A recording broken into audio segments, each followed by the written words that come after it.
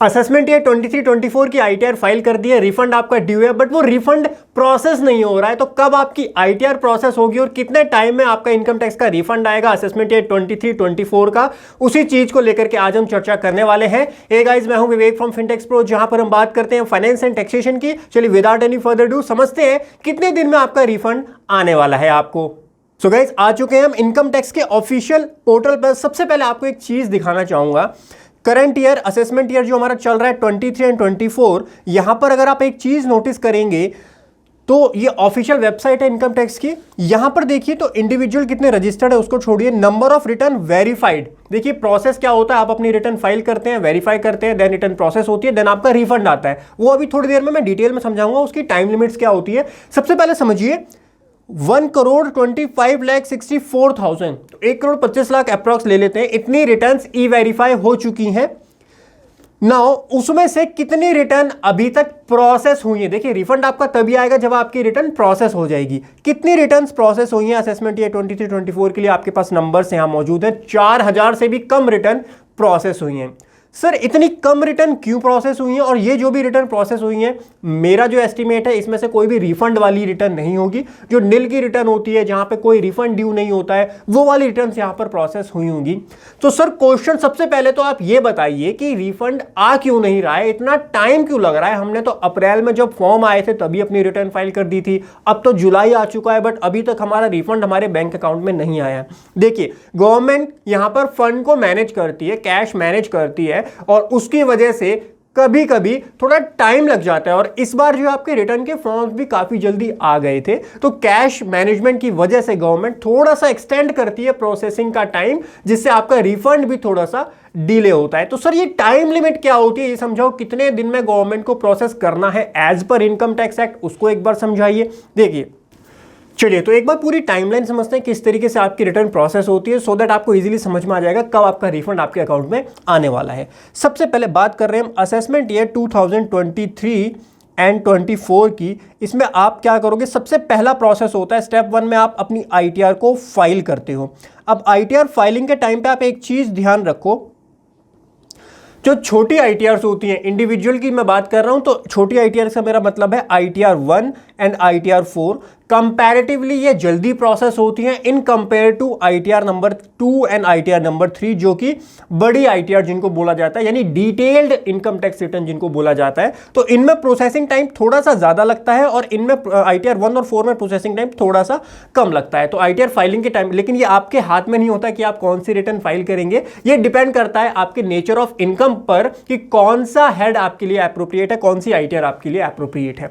But ये चीज note कीजिए, आईटीआर 1-4 जल्दी प्रोसेस होगी क्योंकि इसमें प्रोसेसिंग टाइम कम लगेगा। आईटीआर 2-3 में प्रोसेसिंग टाइम ज्यादा लगेगा, इसलिए ये थोड़ा लेट प्रोसेस होती है। उसके बाद में आप आईटीआर फाइल करने के बाद में क्या करते हो, ई वेरीफाई करते हो। काफी क्लाइंट्स मैंने देखा है रिटर्न वेरीफाई उनकी होती नहीं है, रिफंड के लिए चिल्लाते रहते हैं। जब तक आप अपनी आईटीआर को वेरीफाई नहीं करोगे तब तक आपकी रिटर्न प्रोसेसिंग के लिए नहीं जाएगी। ई वेरीफाई के बाद में आपकी रिटर्न जो है वो प्रोसेस होती है। प्रोसेस, अब यहां पर इंपॉर्टेंट पॉइंट समझने वाला ये है, काफी सारे लोगों का क्वेश्चन और क्वेरी यही आ रही है कि हमने ये तो कर दिया था अप्रैल में, मई में, बट अभी जून जुलाई हो चुका है, हमारा महीने 2 महीने 3 महीने हो चुके हैं, प्रोसेस हुई नहीं है अभी तक रिटर्न।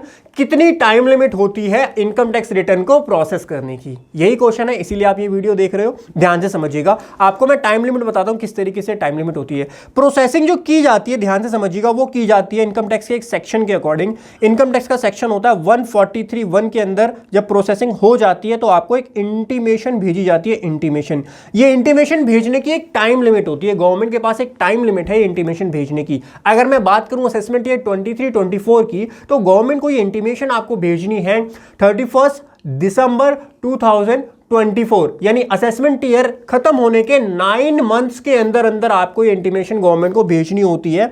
यानी अगर मैं इसके बीच के टाइम पीरियड की बात करूं तो गवर्नमेंट के पास कितना टाइम है इस इंटीमेशन को भेजने का, 31 दिसंबर 2024। तो क्या सर मेरी रिटर्न इतनी लेट प्रोसेस होगी? ऐसा नहीं होता। गवर्नमेंट जनरली जल्दी प्रोसेस कर देती है, बट यहां पर गवर्नमेंट फंड्स को मैनेज करती है। सो आई एम एक्सपेक्टिंग कि इन 2 पीरियड के बाद में, यानी 7 जुलाई के बाद में आपको देखने के लिए मिलेगा कि आपकी रिटर्न प्रोसेस होना स्टार्ट हो जाएंगी धीरे धीरे। तो इसीलिए अभी थर्ड क्वार्टर का मतलब फर्स्ट क्वार्टर का क्वार्टर फर्स्ट पड़ेगा, मंथ थर्ड पड़ेगा।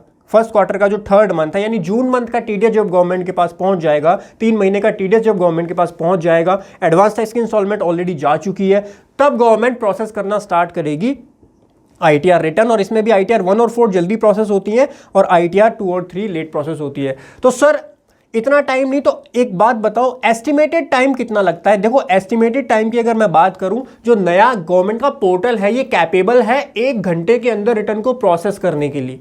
1 घंटे में भी रिटर्न प्रोसेस होती है और लास्ट ईयर तक हुई है 1 घंटे में रिटर्न प्रोसेस, और प्रोसेसिंग के बाद में ही रिफंड आता है, वो भी अभी डिटेल में समझाऊंगा आपको। सो कैपेबल तो है, बट गवर्नमेंट उसमें आप कोई भी सॉफ्टवेयर है उसमें कमांड तो हमको ही देनी है ना। अब यहां पर कमांड तो गवर्नमेंट देगी ना, जब गवर्नमेंट बोलेगी कि भाई हमारे पास फंड आ गया, अब रिटर्न प्रोसेसिंग स्टार्ट करो। तो मुझे जो लगता है वो मैंने बता दिया, 7 जुलाई के बाद में रिटर्न प्रोसेस होना आपकी स्टार्ट हो जाएंगी और आप एक्सपेक्ट कर सकते हो 7 जुलाई के बाद में आपकी रिटर्न प्रोसेस हो जाएगी। आईटीआर 1 और 4 है तो जल्दी होगी। आईटीआर 2 और 3 में वैसे प्रोसेसिंग में भी थोड़ा सा टाइम लगता है और उसमें जो है आप लेके चल सकते हो 10-15 दिन और लग सकते हैं रिटर्न प्रोसेस होने में और आपका रिफंड आने में। अच्छा, रिटर्न प्रोसेस होने के बाद भी एक छोटा सा टाइम पीरियड लगता है रिफंड आने का।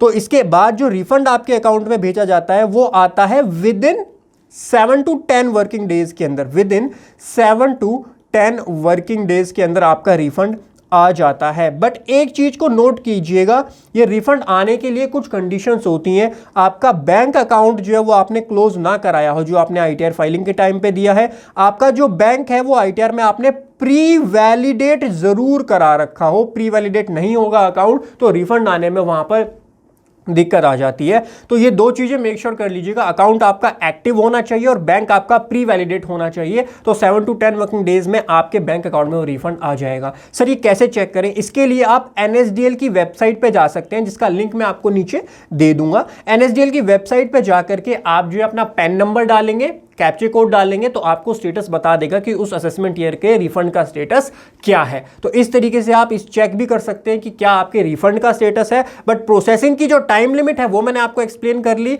और 7 जुलाई के बाद एक्सपेक्ट कर सकते हो कि आपकी रिटर्न प्रोसेस होना स्टार्ट हो जाएगी। आशा करता हूं गाइस वीडियो पसंद आई होगी। चैनल सब्सक्राइब कर दीजिएगा, वीडियो लाइक कर दीजिएगा। Thank you so much for joining today's session. Have a great time. हंसते रहिए, मुस्कुराते रहिए। Bye bye, take care.